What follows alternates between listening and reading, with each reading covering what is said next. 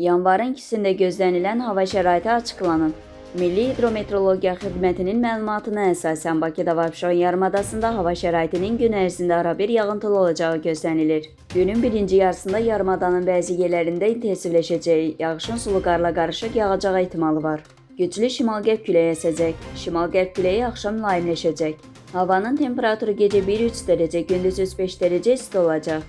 Atmosfer təzyiqi 759 mm civə sütunundan 772 mm civə sütununa yüksələcək. Nisbi rütubət 75-85% təşkil edəcək. Azərbaycanın rayonlarında hava şəraitinin bəzi yerlərdə arabir yağıntılı olacağı, qar yağacağı gözlənilir.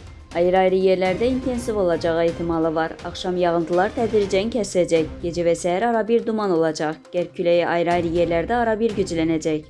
Havanın temperaturu gecə 2 dərəcə şaxtadan 3 dərəcəyədək isti, gündüz 3-8 dərəcə isti. Dağlarda gecə 3-8 dərəcə şaxta, gündüz 0-3 dərəcə şaxta olacaq. Gecə bəzi dağlıq ərazilərdə yolların buz bağlayacağı ehtimalı var.